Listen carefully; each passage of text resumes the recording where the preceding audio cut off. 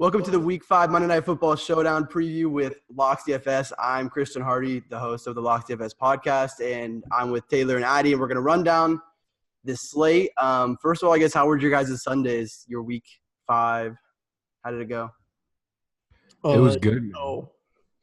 It was pretty good. You know, I feel like most of my calls were right. I was really heavy on Adam Thielen. If you watched the videos I put out, I think I was on Bortles and Ben. They both did well, even though Bortles played very poorly. Did well in fantasy. Running backs. Mixon did really well, even though people were starting to get off him this morning because of conditioning. But he had 25 touches, got like 22 fantasy points. Yeldon did great. Thielen, Diggs did great. So, yeah. I don't know. Good week. And then we ended it with binking everything on FanDuel. We took down all the tournaments on the showdown slate. Yeah. So, that was good for all our members. This is from money. I was gonna pull up this slate. Like this is where we post our stuff on the website from locksdfs.com. This is where we post our showdown. This is where you get the lineups there. So that was what we played last night on FanDuel and DraftKings. I think they both. I mean, obviously FanDuel we just said cash, but that was our DraftKings team as well. But and then Addy, how did you do? It was good, man. I was up real late last night just doing some research for my own like NFL teams. I ended up on like Cortland Sutton, which is like something I was just thinking about, man. I really want to talk about it because don't talk about it. We'll do it on the Week 5 review, like going deep. Oh, all right. We're not breaking down we're not gonna break not down. Like that far. All right. I just want to say Cortland Sutton. Anytime you like the Broncos pass game, he's the only option. He's the only option you'll ever play all season.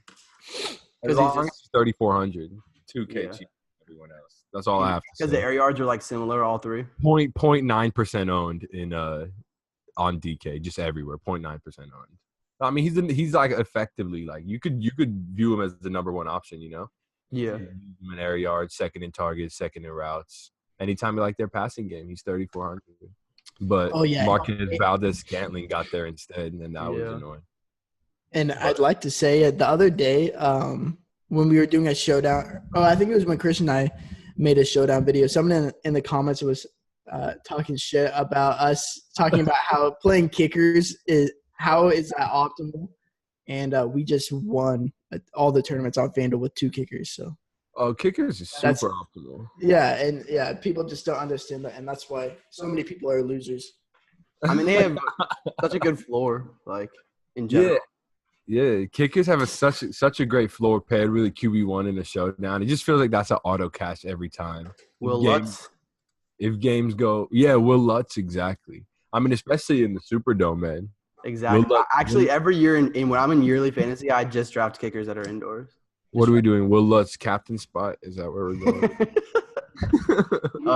Give away all the secrets. Yeah, for real. I mean, that might be on the optimal. So I mean, yeah, we'll see.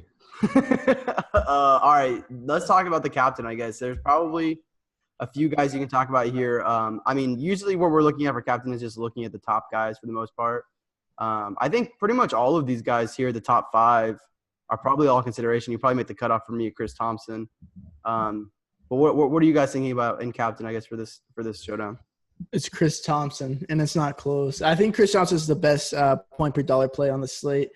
I think people kind of forget how good he was. I'm going to bring up because he was on bye week last week. And week 3, he had poor game script for him because he doesn't really rush the ball. He catches out of the backfield. And so if this game goes any way how Vegas is predicting it, they're going to be behind. They're 6-point dogs to the Saints. And on top of that, the Saints have the number 2 rush defense in the league, so they're not going to be running it with Adrian Pearson. It's going to be Chris Thompson coming out of the backfield. And Chris Thompson has a 25% target share, which is pretty crazy coming from a running back. And on a PPR site like DraftKings, it's hard for me to imagine him not getting 7, 8, 9 targets, really high floor and high upside, as you've seen in a previous game where he just had, 13 catches. Definitely in the realm of possibilities in this game. Yeah, for sure. I like that call. I mean, they're almost almost 7-point underdogs, 6-point underdogs. So that's awesome game script for Chris Thompson. He turns into kind of the nut play when they're trailing by a couple touchdowns, and this is kind of the Coors Field of NFL DFS. The Saints are known for just running up the score, so it's hard to envision a scenario where like Chris Thompson and the Redskins aren't trailing in this game. Just seems like the most likely outcome, so I definitely like him. It is a little nerve-wracking, though, I will say, playing a kind of a game script dependent guy in the captain spot just because it's so valuable. But in this situation, I feel real strongly about the game script kind of turning out how we expect. Right. And I think worst case, I mean, I don't think there's any way the Redskins blow them out. And I think that's the only way that he flops, because even if the game's competitive, he's going to be out there with Peterson on the field at the same time because he plays in the slot. They played him at wide receiver all the time. He's basically a receiver out of the backfield is what he is. And so even if the game is competitive and close, he's still going to be a great play.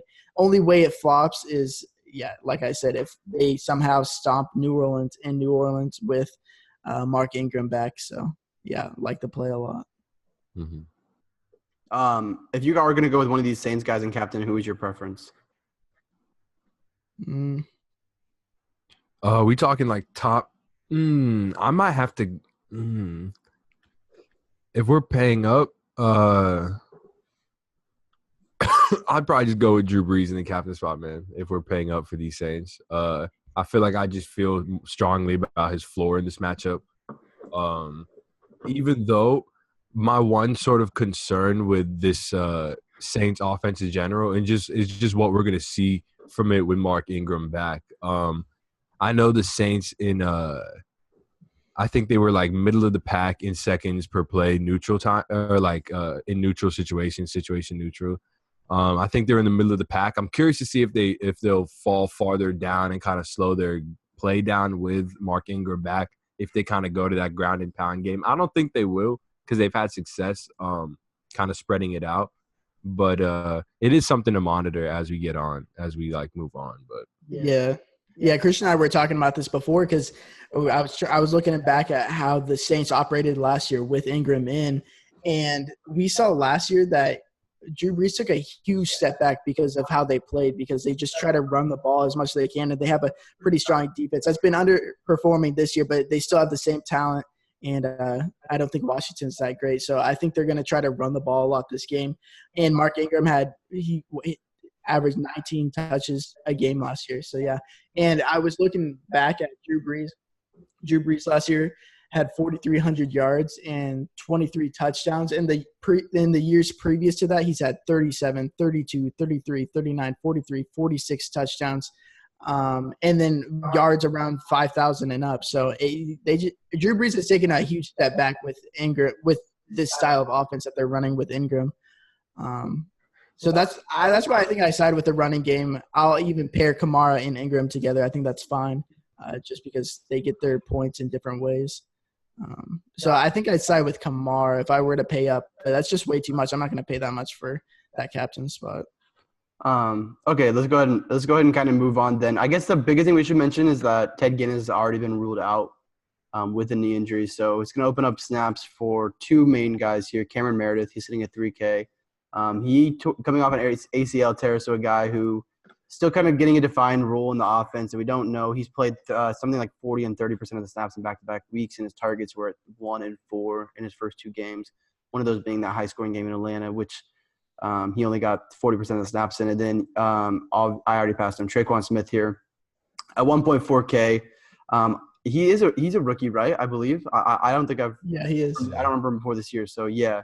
Another guy who's been playing around 30% of the snaps, been sitting around there last week, 26 to 70, as you see right there. Nifty little blur from RotoWire. So yeah, those are the two guys that should open up some snaps. And the guys that pretty much the only two guys, as far as I know, that are going to be in play down here are TREQUAN Smith and Cameron Meredith. Unless you guys see anything else on the kickers, those should be the two guys that should be really popular down here. And how do you guys? I mean, do you guys want to talk more about these receivers? Like, how do you guys see this playing out, or anything like that? I mean, I view TREQUAN Smith as like an immediate replacement to Ted Ginn. It's the same kind of style. He's going to be a field stretcher. It's weird to me. I didn't realize how many targets Ted Ginn was getting week to week. He was getting 6, 7, 6, and then 3 targets last week before he went down with an injury. And that was the game where Cameron Meredith's targets really jumped up to 4 targets. And he had 1 the game before, and then when Ted Ginn left, he got 4 targets right after. So at $3K, it's definitely worth a punt. I like it. His upside is obviously way higher than any kicker, just being an offensive player on this team. And I think it's a cheap piece. I don't know. I like it a lot. I like Cameron Meredith over TREQUAN Smith. Yeah. It's interesting because it feels like Cameron Meredith is the guy that they want to be their number 2 wide receiver. But if we're talking a direct replacement for TREQUAN Smith, for Ted Ginn, it feels like TREQUAN Smith is that kind of guy just because he is like the speedster of the 2. Cameron Meredith is more of a possession receiver. Definitely has upside, Cameron Meredith, but TREQUAN Smith can definitely – I think he fits the role of Ted Ginn more. So, I don't know. It'll be interesting. It's something to monitor as we get closer to snap, as a few reports come out and we see who's like – just straight up who's starting matters too, all of that stuff. Yeah. So that's something we'll be looking at obviously all throughout the day for sure and kind of listening to that. But both are interesting and both are in play regardless. They're both going to be on the field. But, as the Saints kind of rotate their receivers, like even Ginn was only getting like 60% of the snaps or something around there through the season before his injury. So I believe so. I think that's right. But someone might want to check me on that. But I think he was sitting around there. So they rotate their receivers regardless. But those are the 2 guys you're going to be looking at. Obviously, for their snap share in this game, they're going to see probably enough, each of them, I would say. Or they're going to see enough to hit their value probably in this game, I would guess, both of them. Especially TREQUAN Smith at his price of 1.4K. That's nothing to really hit that. So, yeah, I kind of view it as Cameron Meredith is more of a cash play. He's definitely a lot safer in my eyes, and then TREQUAN has a lot more upside. But that is, I don't know. I feel like Cameron Meredith has upside too, just given the talent. He's just coming off an ACL injury. That's the only real worry, and that's why they're bringing him along slowly. Yeah. Yeah. We can just plug Cam Meredith into the cash. Are we cool with that?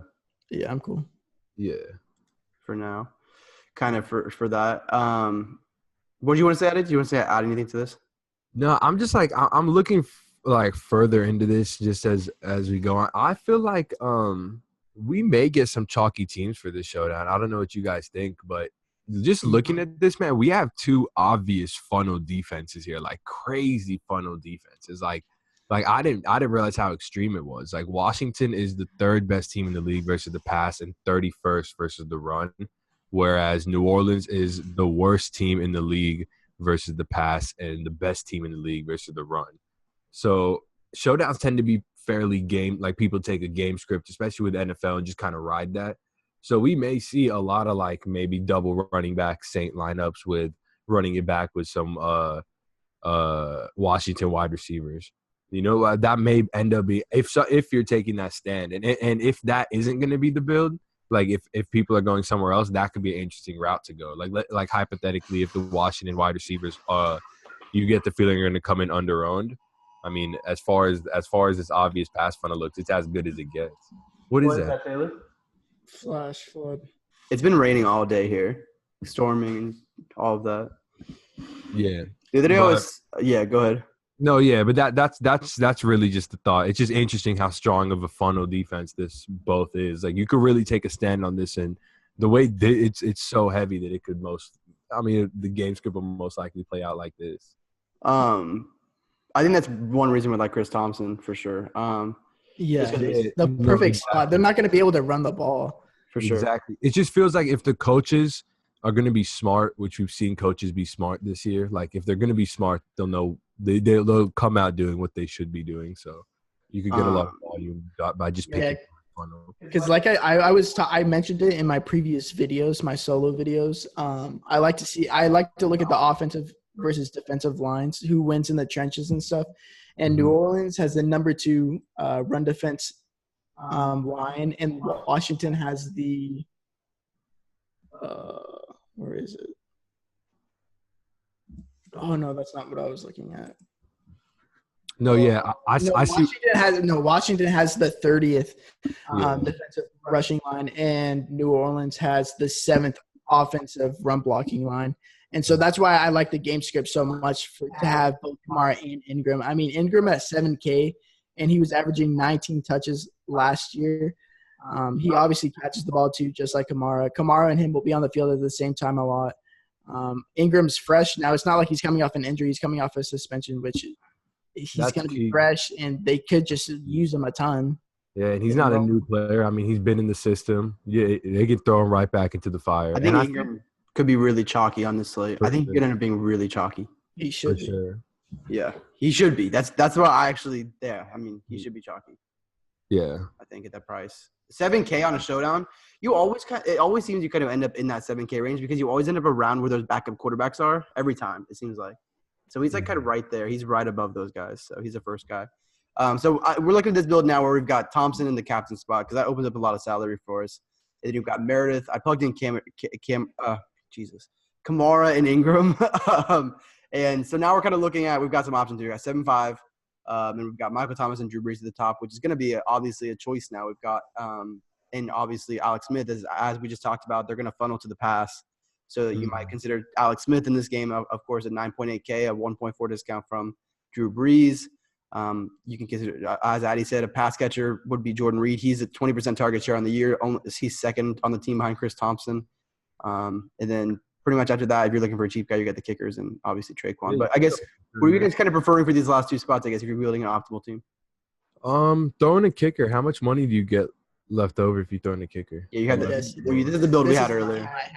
Yeah. This is the team I had. Goes out with Lutz and Thomas. What about if you throw in Alex Smith? Yeah, see, that's what I wanted to see. Can you play Alex Smith and Paul Richardson? I'm sure you can, yeah. Because that'd be interesting. Yeah, that's another interesting build. This kind of fits the funnel that we're talking about. You know, you got pass catchers for Washington and all the running backs for the Saints. I like it. Yeah, I do. I do too. I thinking more about the game flow and the way the Saints funnel. Yeah, that's really what I was trying to say. I don't know if I really made that clear. It just seems so predictable is what I'm saying. We rarely get it where it's so predictable. Especially when the running back is like Adrian Peterson. You know.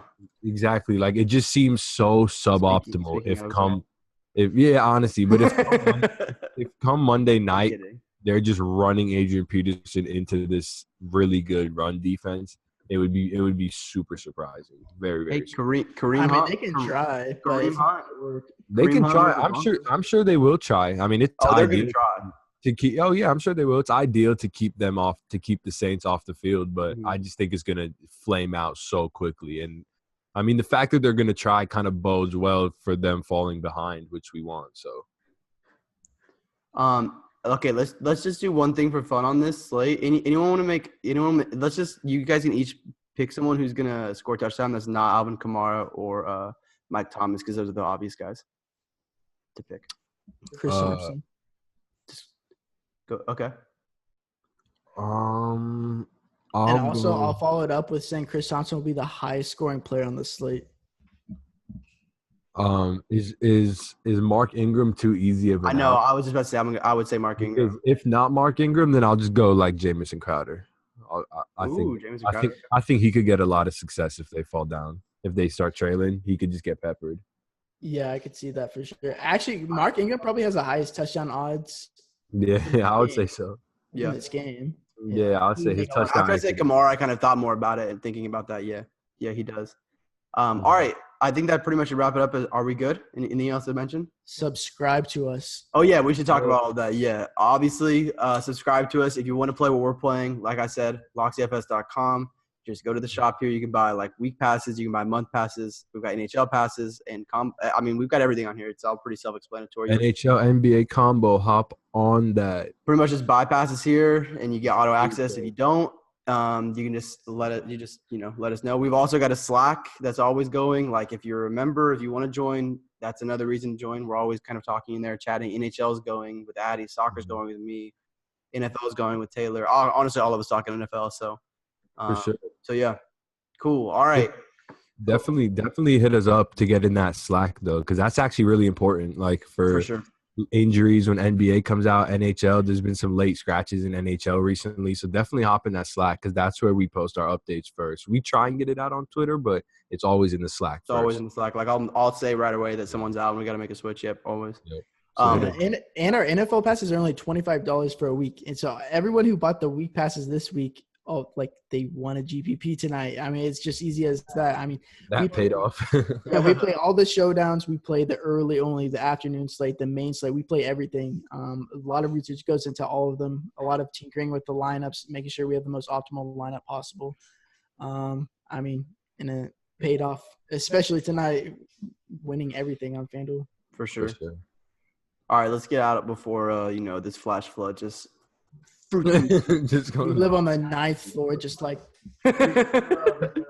water starts just funneling in. All right, we'll be back for the Thursday night showdown, or probably a week 6 first look, which is crazy that I'm saying week 6, but all right, we'll probably see you guys then. Thanks so much for listening, and see you soon. Peace.